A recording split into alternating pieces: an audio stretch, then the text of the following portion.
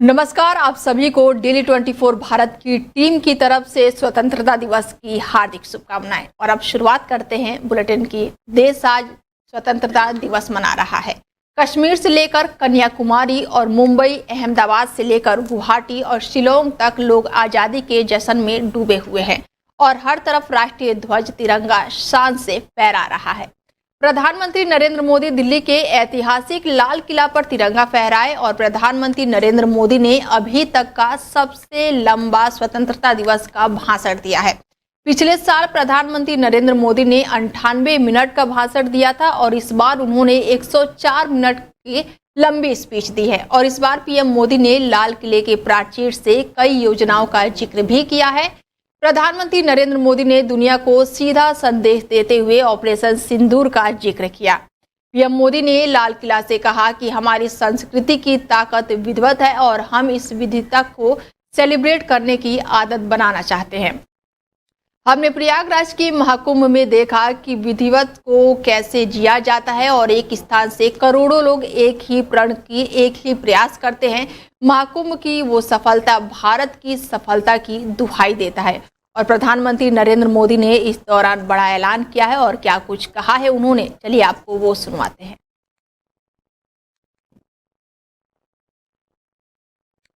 गर्व के साथ एक बात का जिक्र करना चाहता हूं। आज से 100 साल पहले एक संगठन का जन्म हुआ, राष्ट्रीय स्वयंसेवक संघ। 100 साल की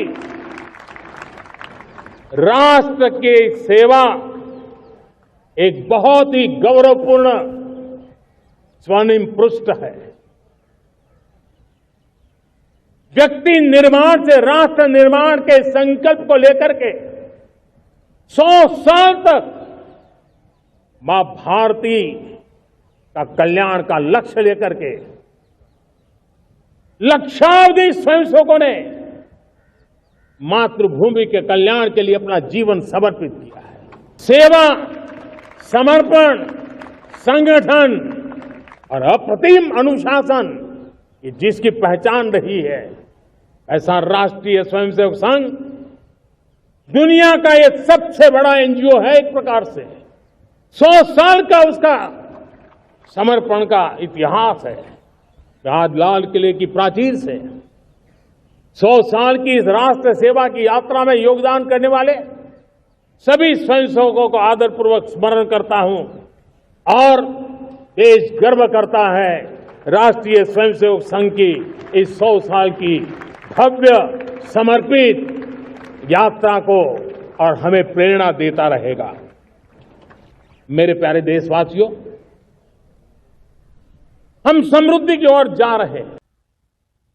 आज मेरा लाल किले की प्राचीर से मेरे देश के युवा वैज्ञानिकों को, मेरे टैलेंटेड यूथ को, मेरे इंजीनियर्स को और प्रोफेशनल्स को और सरकार के हर विभागों को भी मेरा आह्वान है,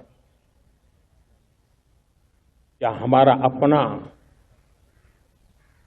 made in India fighter jets के लिए जेट इंजन हमारा होना चाहिए कि नहीं होना चाहिए?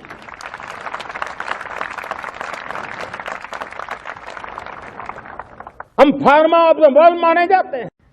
देश के नौजवानों, आज मैं आपके लिए भी एक खुश खबर लेकर के आया। मेरे देश के नौजवानों के लिए आया। आज 15 अगस्त है। आज 15 अगस्त के ही दिन मेरे देश के युवाओं के लिए 1 लाख करोड़ रुपए की योजना हम चालू कर रहे हैं, लागू कर रहे हैं। आज से प्रधानमंत्री विकसित भारत रोजगार योजना आज ही 15 अगस्त को लागू हो रही है। ये आपके लिए बहुत खुशखबरी है। इस योजना के तहत निजी क्षेत्र में पहली नौकरी पाने वाले नौजवान को बेटे बेटी को 15,000 रुपया सरकार की तरफ से दिए जाएंगे। कंपनियों को भी नए रोजगार देने के अवसर जो भी ज्यादा जुटाएगा उनको भी प्रोत्साहन राशि दी जाएगी। प्रधानमंत्री विकसित भारत रोजगार योजना करीब करीब 3.5 करोड़ नौजवानों को रोजगार के नए अवसर बनाएगी। मैं सभी नौजवानों को इसके लिए बहुत बहुत बधाई देता हूं। भगवा साफा, केसरिया जैकेट और सफेद रंग के कुर्ते पजामे। जी हाँ, स्वतंत्रता दिवस के अवसर पर कुछ खास अंदाज में नजर आए हैं प्रधानमंत्री नरेंद्र मोदी। बता दें आपको कि स्वतंत्रता दिवस पर कुछ अलग ही अंदाज में दिखाई दिए हैं प्रधानमंत्री नरेंद्र मोदी। प्रधानमंत्री नरेंद्र मोदी हर बार स्वतंत्रता दिवस पर अपने कपड़ों और वेशभूषा को लेकर चर्चाओं में रहते हैं और हर बार प्रधानमंत्री नरेंद्र मोदी का साफा बांधने का अंदाजा सबसे ज्यादा आकर्षित होता है। साल 2014 से लेकर इस बार 2025 तक पीएम मोदी का अलग ही अंदाज देखने को मिला है। 79वें स्वतंत्रता दिवस पर इस बार पीएम मोदी खास परिधान में नजर आए। साफा, केसरिया जैकेट और व्हाइट कुर्ता पजामा में कुछ खास ही अंदाज में नजर आए हैं प्रधानमंत्री नरेंद्र मोदी। स्वतंत्रता दिवस के इस खास मौके पर प्रधानमंत्री का अंदाज देखने लायक था। प्रधानमंत्री नरेंद्र मोदी हर बार स्वतंत्रता दिवस पर अपने कपड़ों और वेशभूषा को लेकर चर्चाओं में रहते हैं और हर बार पीएम मोदी के साफा बांधने का अंदाजा सबसे ज्यादा आकर्षित रहता है। और साल 2014 से लेकर इस बार यानी कि 2025 तक पीएम मोदी का अलग ही अंदाज देखने को मिला है। 79वें स्वतंत्रता दिवस पर इस बार पीएम मोदी खास परिधान में नजर आए। अब की बार पीएम मोदी की पगड़ी का रंग केसरिया है और उन्होंने सफेद कुर्ते और साथ ही नारंगी रंग के नेहरू जैकेट पहनी है और इसके साथ ही गमछा भी लिया है। पीएम मोदी का पहला लुक राजघाट से सामने आया है, जहां पहुंचकर उन्होंने महात्मा गांधी की समाधि पर फूल चढ़ाए और राष्ट्रपिता को श्रद्धांजलि अर्पित की। हमेशा की तरह इस बार भी पीएम मोदी अपने खास अंदाज में पहुंचे और इस दौरान उनका लुक काफी शानदार दिखा। पीएम मोदी इस हर इवेंट में अपने लुक को लेकर काफी चर्चाओं में रहते हैं और जब भी पीएम मोदी स्वतंत्रता दिवस के मौके पर लाल किला पहुंचते हैं तो उनका लुक काफी अलग दिखाई देता है। खासतौर से उनकी पगड़ी का लुक हमेशा चर्चाओं में रहता है और साल 2024 की अगर बात की जाए तो साल 2024 में आजादी के 78वें वर्षगांठ पर पीएम मोदी केसरिया, हरे और पीले रंग की पगड़ी में नजर आए थे और इस पगड़ी के साथ उन्होंने सफेद रंग का कुर्ता पजामा पहना और नीले रंग की सादरी पहनी। तो वहीं साल 2023 में आजादी की 77वीं वर्षगांठ पर पीएम मोदी ने पीले और लाल रंग का साफा बांधा था, जिसमें कई रंगों की लकीरें थी और इसके साथ ही उनके लुक को सफेद रंग के कुर्ते और काले जैकेट ने पूरा किया था। राजस्थान के लोग अलग अलग रंगों के साफा का इस्तेमाल करते हैं, तो वहीं स्वतंत्रता दिवस पर इस बार भी पीएम मोदी के कपड़े काफी चर्चाओं के विषय बने हुए हैं।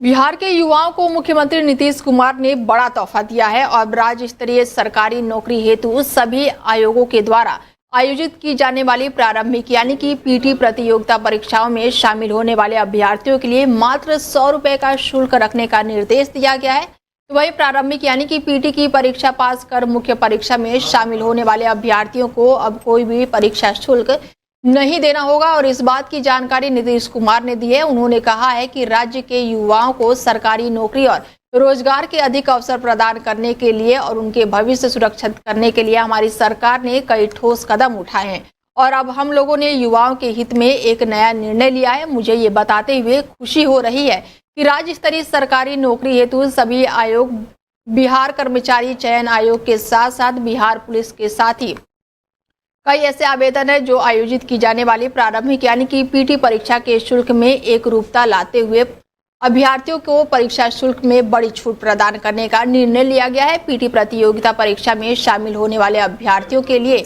मात्र 100 रुपए का शुल्क रखने का निर्देश दिया गया है। पीटी परीक्षा पास कर मुख्य परीक्षा में शामिल होने वाले अभ्यर्थियों को अब कोई भी परीक्षा शुल्क नहीं देना होगा। हिमाचल में बाढ़ और भूस्खलन की घटनाएं लगातार बढ़ती जा रही हैं। पिछले कई दिनों से प्रदेश में लगातार बारिश हो रही है और लोक निर्माण विभाग के मंत्री ने गुरुवार को बताया कि पिछले 24 घंटे में भारी बारिश और बाढ़ के कारण राज्य के भारी नुकसान हुआ है और अब 550 से ज्यादा सड़कें बंद हैं। सभी विभागीय अधिकारी काम कर रहे हैं और प्रभावित क्षेत्रों को लेकर जमीनी स्तर पर काम हुआ है। वहीं प्रदेश में बादल फटने से अचानक बाढ़ आई है।